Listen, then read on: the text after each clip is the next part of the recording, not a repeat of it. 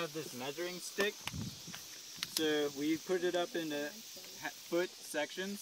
So we just put this at the beginning of our bed, and we put our digging board up to the 1 foot mark, and we dug out this trench. So what's going to happen is, after we dig out this first trench,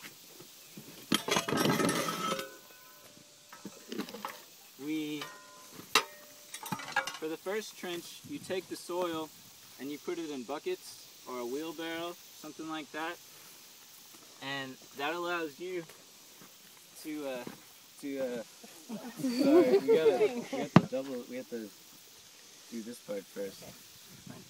So we've already dug out this first trench 12 inches deep and 12 inches wide, and the next step is to fork it with our pitchforks. We're getting ahead of ourselves, sorry. But when you do that, you want to just use your body weight and kind of wiggle side to side, and that'll help you get the fork down deep. And the idea is to try to not use your back. You want to use your body weight so that you're not tying yourself out. You want to take your time because you got a whole 20 feet to go. Now come up to my place where it's all walking it in. Yeah. And so you want to try to go another 12 inches down to dig. So you're going down a total of 2 feet? 2 feet? Yeah. Yes. And exactly. how many feet long? Yeah, right. Yeah, we have a 5 by 20 foot for all of ours. So as you're doing this, you'll notice that the soil, I mean, you're obviously uncompacting it, so it's getting more air in it. And as you can see, all these beds are about 4 or 5 inches tall. We only added 1 inch of compost to it, but they're still that much taller just because we uncompacted all the soil.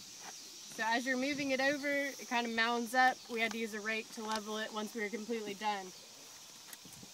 But so that's forking it, and as you can see, yesterday we were showing some other people how to double dig, and we dug out this first part of the trench. But when you're doing this, one thing we left out is very critical, is before you start digging your first trench, you need to weed the area. So you take your fork and you loosen the soil around wherever your weed is. So like I've got some grass right here, and I'll just do like that.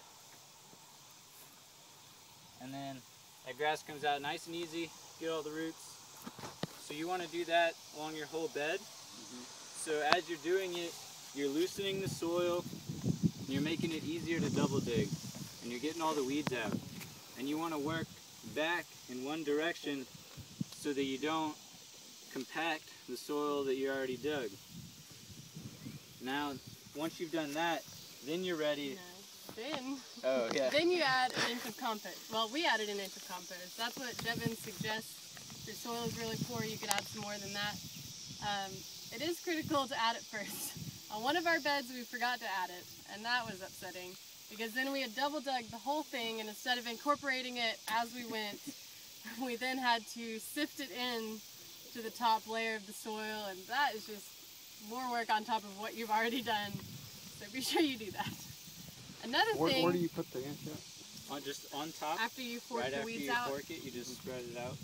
And then as you're digging each trench, you're just incorporating it, and it works really well. Another thing before you dig is you want your soil moisture to be perfect, which is really not as hard as it sounds. If it's too dry, it's going to be really hard to get your shovel in the ground. It's really going to be hard to do anything. If it's too wet, you've just got mud, and that's impossible. So you want it to be just crumbly, where you don't have big clods sticking together. And I mean, you'll know when you stick your shovel in the ground, it shouldn't be too much work to just push it in. Yesterday, this was pretty ideal. Right now it's a little bit too dry, but you can dig it. And see, there you go. That's more like it. It's much easier if you've got it the right moisture. So what we did on most of them is we watered it the day before we were going to dig it, or 2 days before.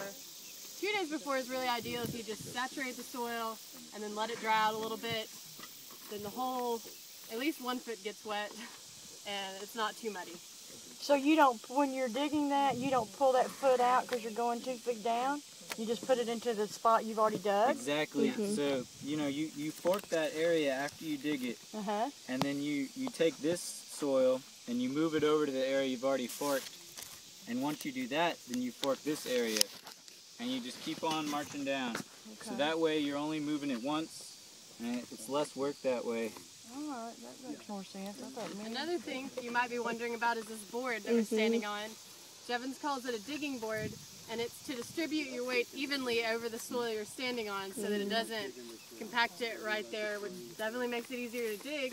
An added bonus is, as you can see, where this board was already, the soil is kind of coming off in slices because it's evenly compacted, which is really helpful actually. So that's nice. And it makes a straight line across where you're digging, so you really get 1 foot. So you might have to rake a little bit or dig it out. Once you get this done, you can, well, I'll just finish it up first. But one thing you notice, and this is a value of that video they were talking about, you notice how they're just letting the dirt slide off the shovel and not working extra hard. He teaches how to do that in that video. So if you're going to tackle this, really, they're not kidding when they recommend viewing that. It can really save your back.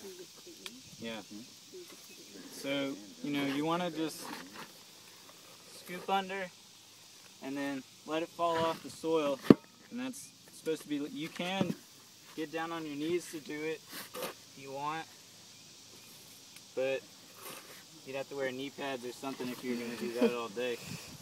So then after you've dug it out a foot, then you're ready to fork it, and then you just keep on moving down, and that's it.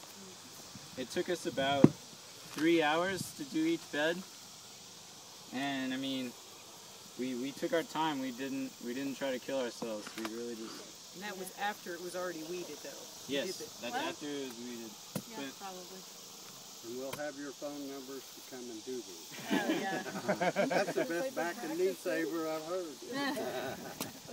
So then, with this soil that you got out of the first trench, you have 2 options. You can either put it in the last trench, or you can put it in your compost pile, because you do need a little soil in your compost pile. I don't think we said that, but that'll help inoculate the pile with the good microorganisms that are already found in the soil. So in our first bed, we used all of the soil to put in the compost pile, and we just leveled it off, and it was fine. So got 2 options there.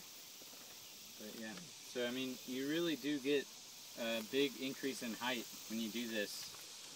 It really loosens and aerates the soil. So you start with fork first and then the shovel? Yeah, fork to get all the weeds, and then after you've got all the weeds, you put your digging board, and you make you mark off your first 1 foot trench, and you dig that out with the shovel. Then once you have that dug, you go in with the fork and fork that lower 12 inches, and then you're ready to move the dirt over and repeat. And another thing that's really important is these are permanent beds. They're not going to move, and you don't want to have them in your way. So you really need to plan out where you're going to put them before you start digging. We made ours 5 by 20, and that's 100 square feet. So it's easy for us to figure out our fertilizer measurements and things like that. Another option for you would be 4 by 25, so that way you wouldn't have to reach as far. How long and how wide is this? 5 by 20. And really 5 feet is probably the maximum width you want, because you never want to put your foot in the bed, because you really want it to stay uncompacted. So, I mean, we haven't harvested yet. I don't think it's going to be a problem to reach 2.5 feet in, but you could definitely do 4 by 25. I don't know that I would go much more narrow than that, because the longer it gets, the farther you have to walk around to get to the other side. So all of those things are things you need to take into consideration.